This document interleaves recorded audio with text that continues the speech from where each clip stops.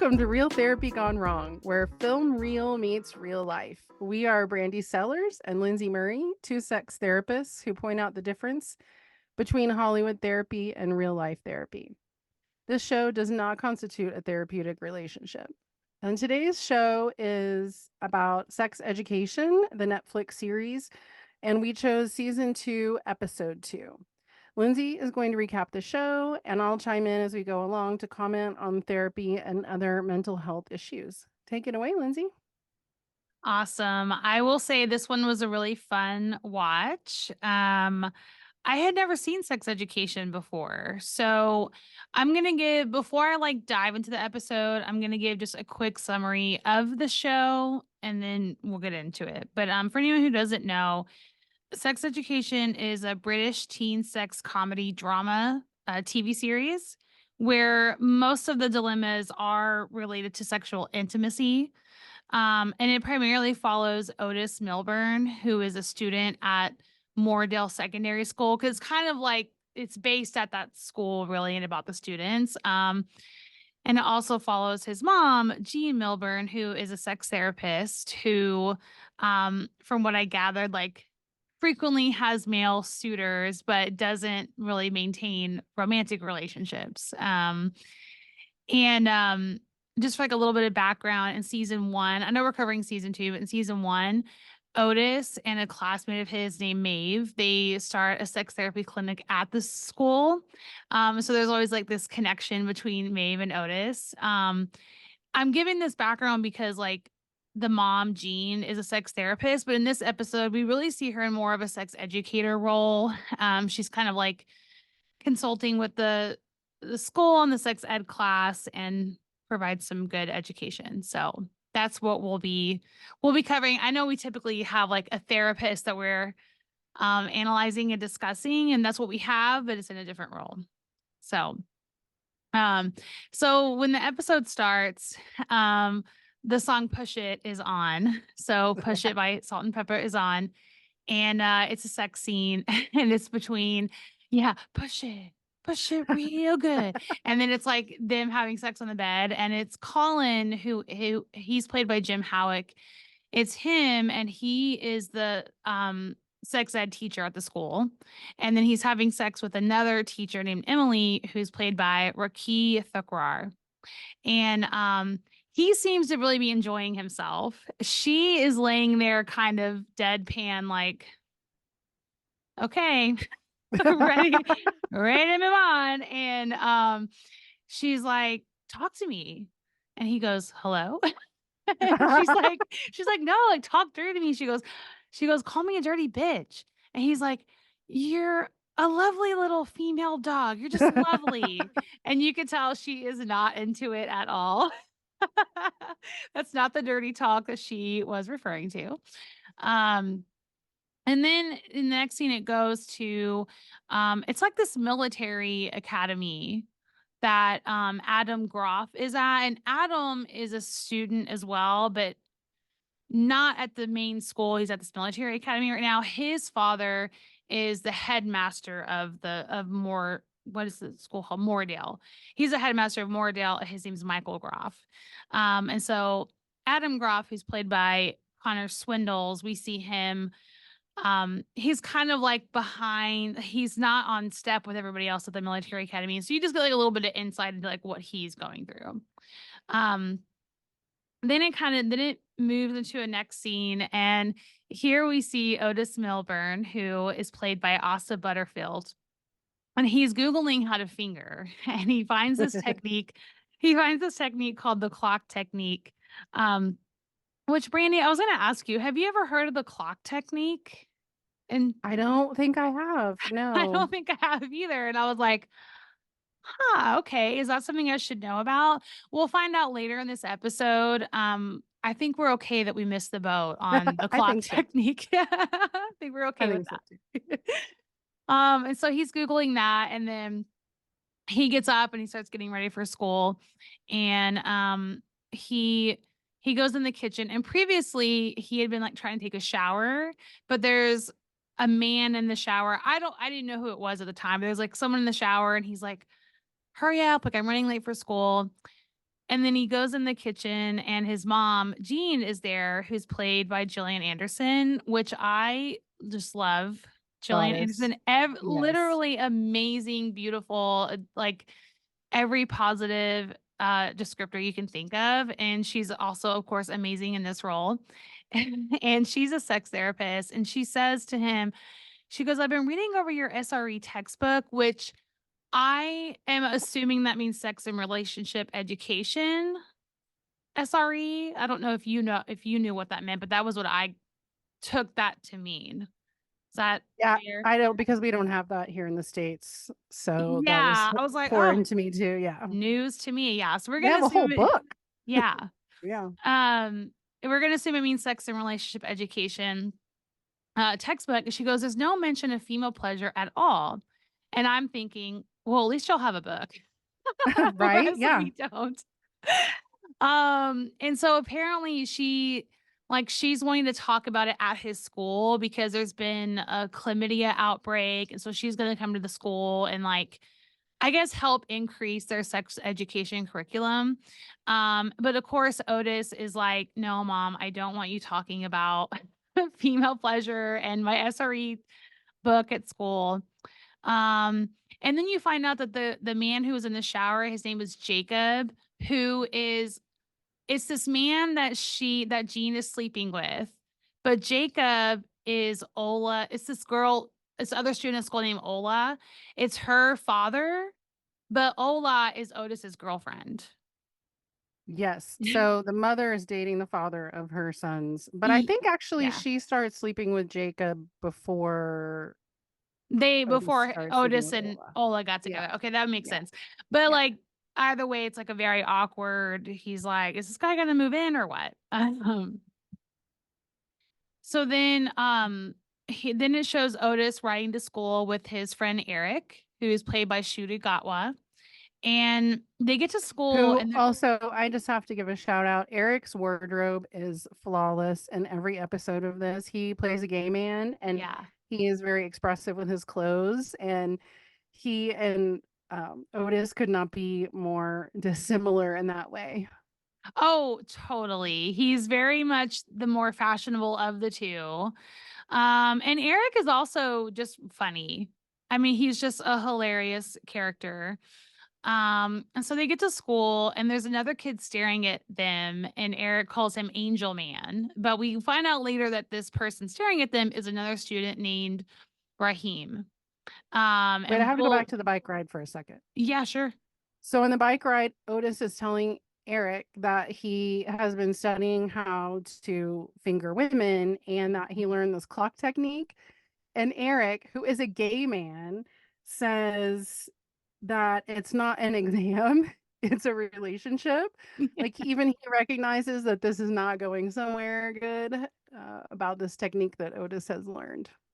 Oh yeah. And then later in the episode, and again, I'll get to it, but of course the fingering technique like comes back. And Eric's like, I'm not exactly the best person to ask about Right. how to finger a woman, right? So yeah, I just their friendship I think is really great. So yeah, so the student who's staring at Eric, his name is Raheem. And so then we go to this assembly and Raheem sits next to Eric. And the impression you get is like Eric and Otis don't know this student. They're kind of wondering like who this is. And so Raheem sits next to Eric and Eric's like, okay. So the assembly goes on and of course the person speaking is Otis's mom, Jean Milburn. And I think the headmaster calls her Miss Milburn, and he does it later in the episode too. And she corrects him, and she's like, "It's Doctor Milburn." Um, and so she, like, as much as I love her character, this is a very awkward scene because she is just very like, I mean, she's not polite about sex, and why would you be? But these are students who you can tell everyone's like uncomfortable, and she's like, "I'm here to talk about female orgasm." Mutual masturbation. You're probably wondering, is my labia a normal length? And she's just going on and on. These students are sitting there like, uh, And she goes, Well, "I and I want was y'all." thinking if no one was worried about the length of their labia before, that sort of introduced an idea like, should I be worried about Oh, that? yeah, like, if you never thought about it, you'd be like, "Oh, well, now I've gotta find that out." And she goes, "I want y'all's feedback, like, I want you to take control. What do you want as part of your curriculum?" And then she starts singing, she goes, "Basically, what I'm saying is, let's talk about sex, baby. Let's talk So about you." uncomfortable. So we get a second Salt and Pepper song in this episode. And it's extremely uncomfortable. Otis is, of course, uncomfortable as fuck in the audience. And then one of the students said, they're like, "Didn't you wank off a courgette?" Which is a zucchini. And then they just start shouting out like, "Courgette wanker, courgette wanker." And it's just this, yeah, she just kind of stands there like, "Okay, well, there's a box outside. If anyone wants to write Right? there." Which is what she should have started with. Like, talk about know your audience. She should have had that box for a couple weeks and people could put anonymous questions in there. And Oh, yeah. yeah, because I don't think no, not even I don't think. I know, like, kids at a school don't wanna raise their hand and ask questions. It's definitely better to just take suggestions anonymously. So that Well, I was kind also of the think if the audience had been adults, no one would raise y their hand and you're ask those questions right. either. You're right. I don't think anyone would. So she didn't really quite get it right, in her approach to this. Um, and so after the assembly, like I said earlier, Colin Hendricks, he's the SRE or the sex ed teacher, and she wants to sit in on one of his classes. And you can tell he's really nervous because she's kind of the like expert. And he's like, "Does she need to sit in my class?" She's also really hot. So Extremely hot. I mean, it's unbelievable. Um, So then we go to, I'm mentioning this part because it'll come up later, but there's like this class, kind of this writing class, I guess, at school, and Maeve, who is played by Emma Mackey. Maeve is in that class now. She's new to it.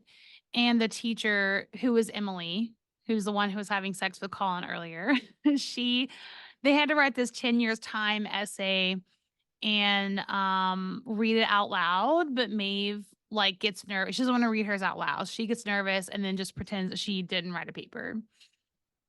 but one of the Um papers, so the way they do the scene is great because they have each person read theirs and then they sort of link the stories and how they filmed it. Anyway, Mhm. one of the characters is very into aliens, and so her story involves like an alien with penis fingers, and like, it's just a very wild sexual fantasy story.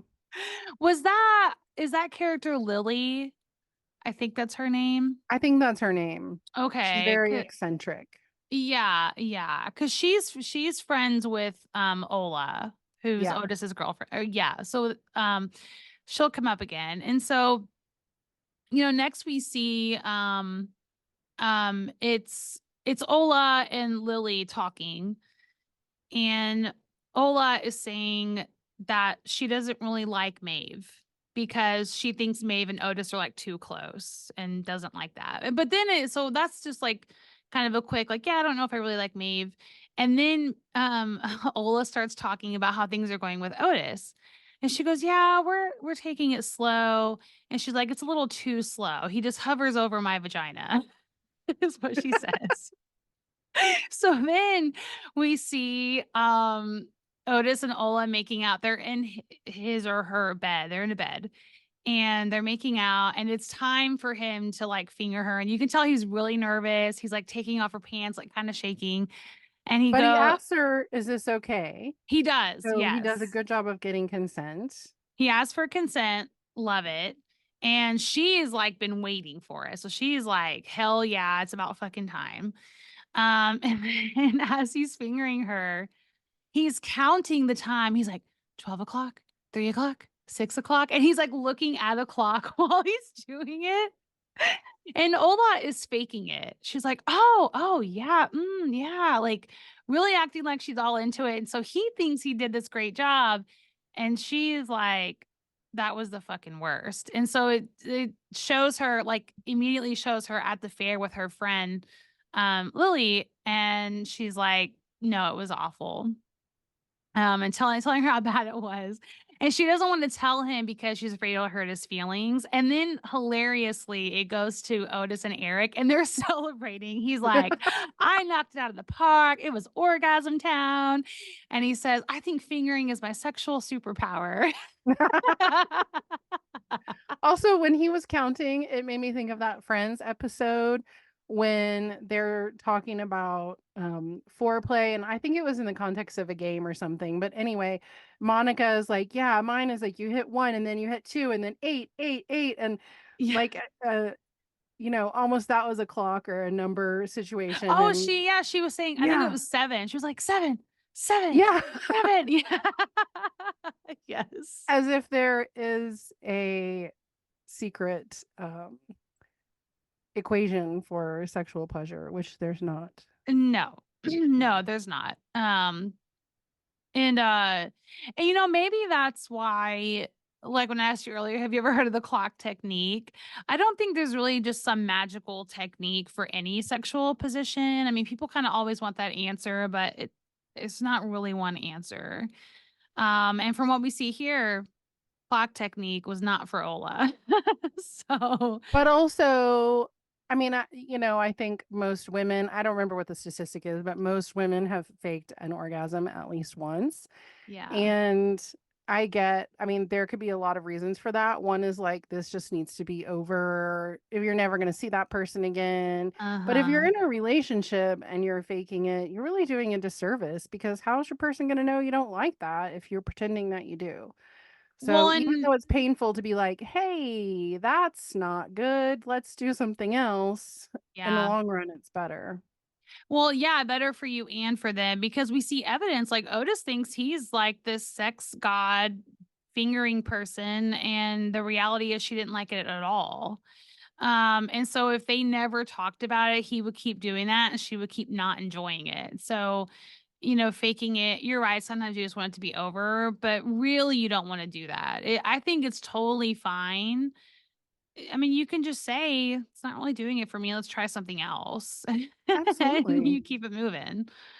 Um, so then, uh, it shows Maeve and her friend Amy at the fair, and, Maeve's teacher, Emily, is there and says something to her, like, they're playing some game, and she's like, "Oh, I wish you put that much energy into your writing," or some, like, little side comment because she didn't turn in that essay, or she said she didn't have an essay. And then she shows the teacher the essay, and the essence of what she wrote is that she's afraid to be alone. And it ends up being this really nice moment between her and her teacher, where her teacher's like, your life is meant to be more than just a room and four windows. Like, you don't have to be alone. So that was just like an interesting insight into Maeve. Well, and Maeve also lives in a trailer largely by herself, and her mom is, like, off, and so she's really poor, and she doesn't know what it's like to have a house, like a real Hmm. house that's not a trailer, and Yeah, so that seems like a big dream to her at the time, and her teacher's telling her, like, "You can dream bigger," essentially. Um, so then, like, continuing back to the fair, Eric and Otis get on the Ferris wheel, but then Otis gets off, like, suddenly, and he's like, "Oh, no, I gotta go to this other thing." And so it's Eric sitting there by himself, and then Raheem sits next to him on the Ferris wheel, and they ride together. And, as a viewer, it's so obvious that Raheem is into Eric, but Eric is just, like, not getting it. He's like, "Who's this weird guy who keeps wanting to be, like, sit next to me?" Um, and also this girl named Ruby, she wants Raheem to notice her. Like, there was even a part earlier in the episode where she, like, goes out of her way to get Raheem's attention, and Raheem is not interested at all. He would rather sit next to Eric, which is, like, further evidence that he's probably gay. Um, and so that scene happens, and, Raheem starts quoting this poet, which I'll, like, give some information about that here in a second, but he, like, quotes some poet, and then Eric's all confused, and the Ferris wheel's over, and then that's it. Otis, who got off the Ferris wheel, like runs into Colin, who is a teacher. Okay. And Colin starts asking Otis for advice. I guess because him and Maeve had that sex therapy clinic and they're kind of like the go-to. But it's a little weird because Colin is like a lot older than him and he starts asking him for advice. And he basically just gets to it where he's like, I can't do dirty talk. Like, how do I just do dirty talk? And Otis says, practice until it's more comfortable. It's like speaking any other language. Um, and Colin offers to pay him for that advice. And he's like, no, don't pay me for this advice. But I It's thought so that funny was, though, yeah, because that teacher could have asked the sex expert that advice. And yes. instead, he asks a high school student that advice. Probably And because he's too intimidated by Jean to right? ask her. But that would have been a better person to ask. And so, like, that is good advice. And especially when you're a teenager, like to say, well, just practice it until you're more comfortable. I'm like, yeah, that makes sense. Um, so then going forward again, they're still at the fair. And uh Ola is about to tell Otis that she didn't like the fingering, but then she backs out. She gets like too nervous, she doesn't say it. And her friend Lily, who's played by Tanya Reynolds, she goes up to him and she's like, so I have a question about a friend of mine. He's like, okay. And she goes, yeah, I have this friend that thinks he did a really good job of, or no, I have a friend whose boyfriend fingered her and it wasn't good and she doesn't know how to tell him. And he's kind of blowing it off. And she finally says, it's you. You're the one who's Very bad at fingering. deadpan. Yeah, it's you. I just had to tell you, okay, bye. Like she just like rushes off, like now you know. So he's really caught off guard. Um, and then it goes to um Colin going to Emily's house saying, like, I'm ready for dirty talk. Like, let's do it. So she's all excited, but he's still late. He doesn't quite get it right because he's saying things like, I'm gonna get you fired and Yeah. shit like that while they're trying to have sex and doing dirty talk. And she says, this isn't working. And so it's kind of a sad moment because he is really wanting it to work and she's not feeling it. Um, and then And then next we see the student Adam Groff, who's at the military academy. Um, and he's woken up, and like two of the other guys at the academy are like, hey, come with us. And they kind of just go outside and like sit on this tree. And they're all talking about how like all their dads are assholes. Um, and they ask him if he has a girlfriend. He says yes, but he is gay as well. So we know that he's lying, but he's like, yeah, I have a girlfriend and she has big tits or something. Like, I feel like that's such typical, like, teenage talk. Or also made up girlfriend talk. Made Like up girlfriend everyone's made talk. up girlfriend has big tits. Yes.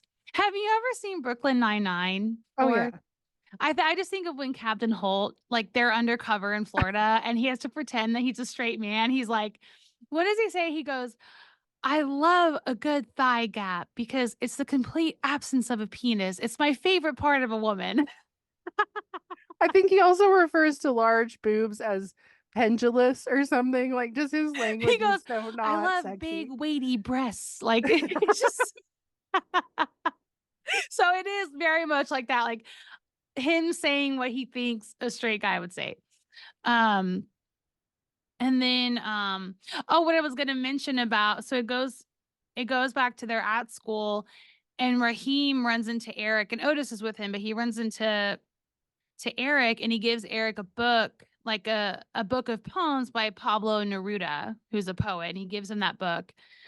And just a little bit of like quick tip about Pablo Neruda. He was a Chilean poet diplomat and a politician who won the 1971 Nobel Prize in Literature and who became known as a poet at the age of 13. I had never heard of this poet before this episode. So I just thought that was pretty cool to kind of like look a little bit into him. But even at this point, Eric is still like, what's up with this guy? Not to He's be so where you're like, confused. he's so into you. Yes. If a person gives you a book of poetry, chances are good they're into you. They're into you for sure. And then going back to the military academy, Adam goes into his dorm, and those 2 friends that he has, they're jacking each other off. And they try to hide it, and he's like, "Don't worry, I'm not gonna tell anyone." Also, And they then insist they're not gay. oh, yeah, they're like, "Oh, Yeah. we were just thinking of, like, the girlfriend you told us about with the big tits," and it's like he's like, "Okay, well, I won't mention this."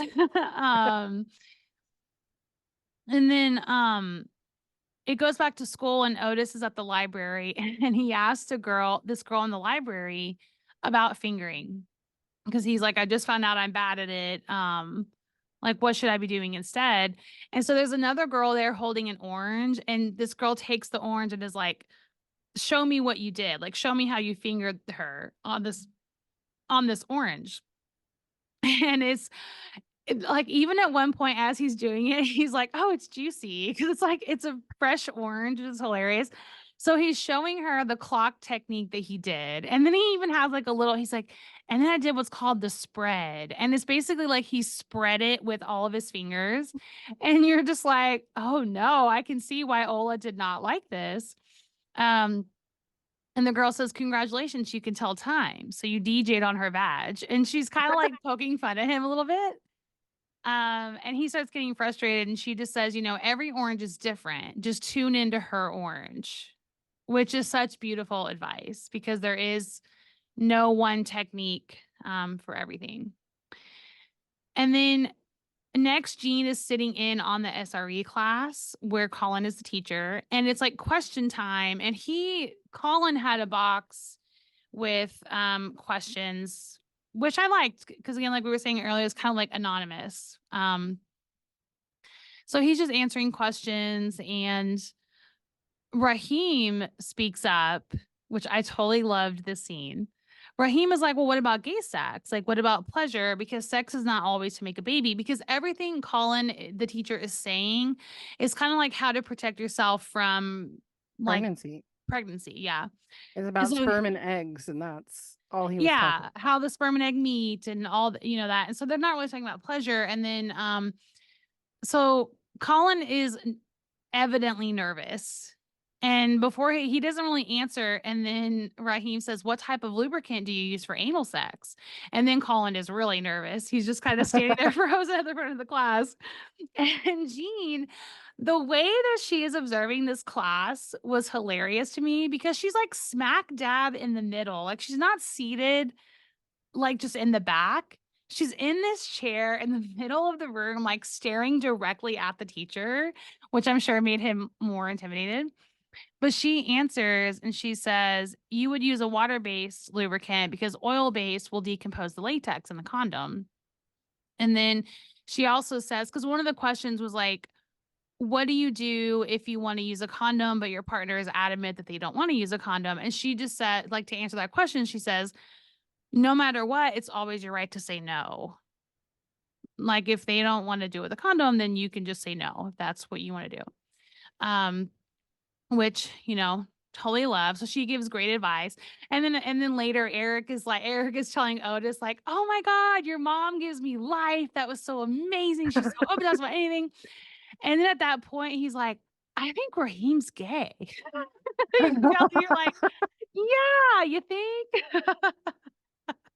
That scene made me think about, so my kids are 17 to 23 age range. Mhm. And my middle kid in particular, when he was in high school, his friends made fun of him because the show was out, and Caleb's mom, my kid's mom, is a sex therapist. And so everybody was like, "You're like Otis on the show." And I think people were asking him sex questions, which I think is hilarious.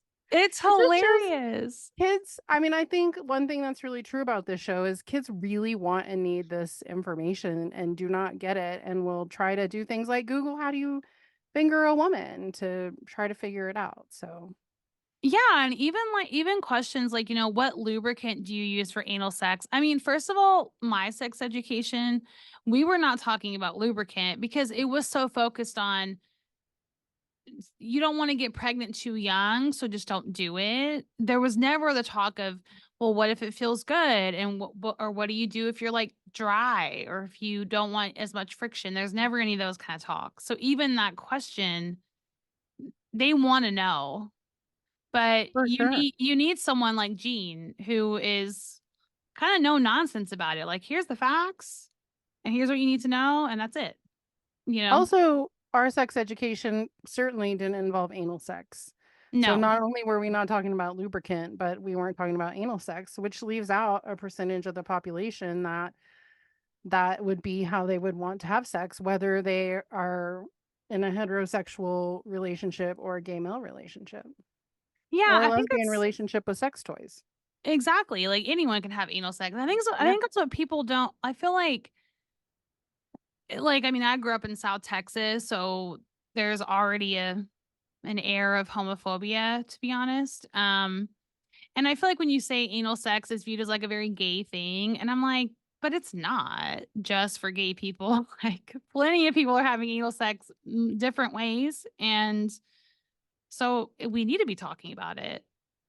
Well, and a lot of hetero kids who are trying to stay quote unquote virgins will have anal sex because they think it doesn't count as losing their virginity, which the reason I said quote unquote is because virginity is just a social construct. It's not really a thing. But, kids are having all sorts of other types of sex to avoid having penetrative vaginal intercourse. Mhm. And they need sexual health information about those other types of sex. So, And one more thing that I will say about anal sex that I always want everyone to know is that what you like to do as far as, like, sexual acts or sexual behavior doesn't constitute what your sexual orientation is. I feel like if a man were to like anal sex or anal play, that's viewed as like, "Well, you must be gay." But that's not true. That's not true. It's just something you enjoy, right. and it doesn't have to be done with another man if you're not attracted to other men. But that's one stigma that I really hate when I hear that. Yeah, I agree. What you enjoy doing sexually doesn't have anything to do necessarily with what gender or genders of people you're attracted to. That'd be like saying if you're a woman and you like cunnilingus, then you're a lesbian. No, like, Yeah. anybody with a vagina can enjoy cunnilingus. Yeah. Totally. Um, and then let's see. Uh, okay. So kind of in the closing scenes, I'm gonna say these two out of order real quick. The very last scene is Adam Groff. He's getting kicked out of the military school because the two boys that he caught like mutual masturbation, they planted weed in his bed because they want him he now knows their secret, and so they don't want him to be there anymore. So they plant weed and he just accepts it. Initially, he's like, "No, they planted this on my bed." And then when he's questioned again, he just says, "Yeah, that's my." He kind of just waves the white flag, says, "Yeah, that's my weed." Um and so they're walking him out of the military school and he sees his parents there and his dad looks mad and his dad is mad. Um and you know, Groff or Adam tells the guy who's walking him out, like, "Hey, they really did plant that weed on me because they're poofs," which I guess means gay. Um, and the person who walked him out said, "Yeah, but some things are better left unacknowledged." And so basically, you're still going to get kicked out of school because you had drugs on you. And it's really sad because he did nothing wrong, but his dad, who's the headmaster, when they're driving away, his dad is like, "One more wrong move and you're not going to have a roof over your head." And it's like really threatening his livelihood and His dad's really mean. He's a bad dude. really mean. And this one scene shows that for sure. Well, also, you can Um, tell he doesn't wanna get kicked out of school because he doesn't wanna go home. Like, military yeah. school is better than his house. Yeah, that's why at the last minute, he's like, "Shit, maybe I should say what really happened so I can stay here."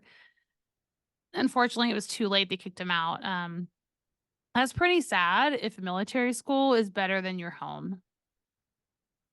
That's pretty bad. So, and then the other like closing scene is uh going back to Colin, I think it's Otis who tells him, like, listen to what she's actually saying. Like, don't just learn another language, like, listen to what she's actually saying.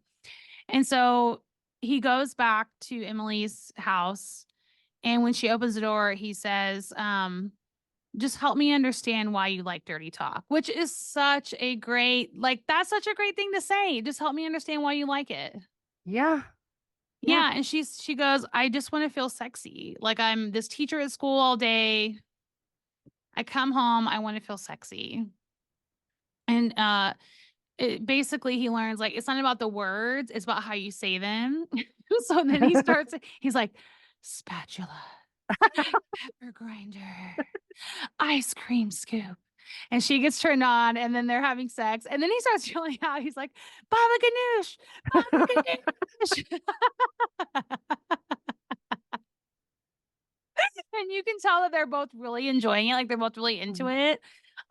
So I loved how that came full circle too. The first scene is she's laying there not having a good time, and now he took the time to understand her, and now they're both having a great time, which is just lovely. Yes, and also sex is funny, and so that humor, felt like added a layer of greatness to it because it is supposed to be fun. Yeah, it's supposed to be fun, it's not supposed to be serious, and I think he thought dirty talk was, like, serious. And now he knows it's silly, it's playful, it's just more of a feeling than the actual words. So, yeah, when he said pepper grinder, I just, like, lost my mind, I was laughing so hard. But yeah, that was our episode. Well, we have to he goes Otis goes back to Ola's. Oh, that's right, Yeah, yes. and Yes. he says, "I'm sorry, I know I suck at it, we can try it again if you want, or not, that's okay," like, he's trying to be very mindful of consent, and she says, "How about I show you what I want?" And so, I think that was a lovely and that definitely is a theme of the episode in all of these different ways, Yeah. is listen to the person and what they're telling you. Yeah. Instead of, like, reading on Google or just getting information isn't gonna help you understand the person unless that information is coming from the person. So I loved that that was seemed to be the theme.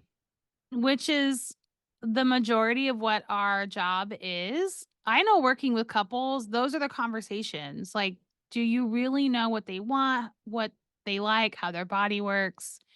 Those are the real conversations to have. Because anyone can read an article online, but that's not really going to give you the best information. And your partner can guide you For what they sure. like.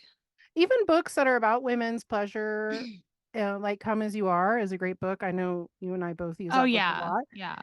But one of the reasons it's a great book is that it helps the person who's reading it understand what are the sexy contexts for them so that Yes. they can share that with their partner. So even a book about women's pleasure isn't like A, B, C, D, there you go. It's Mhm. more helping women understand what they find pleasurable so that they can communicate that. Yeah. I tell my clients I it's like giving your partner like a guidebook on how to get lucky with me. That's very specific to yourself. Yes. Yeah, I love that book. I use it a lot. And I've also found people that find that book to be a little frustrating because they want the A, B, C, D, they want the how Mhm. to. So I've had to start like letting clients know like this isn't a how to guide, but this is more to help you understand yourself better. Um, and I think it's great for that reason, and then it includes a bunch of, like, science and data and stuff, so, um, it's really good. But yeah, this episode was so good. I loved it, and I think um, like, sex education in it and the advice that was given is very, very good. You can tell this show does their work to make it as accurate as possible. Absolutely. I also loved they mentioned mutual masturbation several times, and I think that's something that we don't really talk about a lot in our culture, but it's such a lovely sexual activity, especially if you're Mhm. trying to learn what your partner likes, because you can watch them masturbate and see what they're doing. So I Yeah. just love all the different, like they talk about anal sex, they talk about lube, they talk about mutual masturbation. They're hitting a lot of really important topics, even in this one episode. So And then we also get to see Gillian Anderson, who's just she can be on screen all day for me. agree. Yeah. Yeah. Goddess. Well, anything else to share about this episode? I think that's it. All right. Well, if you enjoyed this episode of Real Therapy Gone Wrong, please like, review, subscribe, and follow us where you listen to your podcasts. In our next episode, we are doing a listener request and we will discuss the show Lucifer, Season 1, Episode 6, which you can stream on Netflix. If you'd like Real Therapy Gone Right, we are two actual therapists who help clients on a daily basis. Contact us if you'd like to learn more about our work or want to hire us. You can find Lindsay at relationshipmatterstx.com or Brandy at sellerscounseling.com. Our show email is realtherapygonewrong@gmail.com, and that's real, REEL. If you're making a movie or TV show and do not want to find your show on our podcast, we are available to consult on your projects. Get in touch.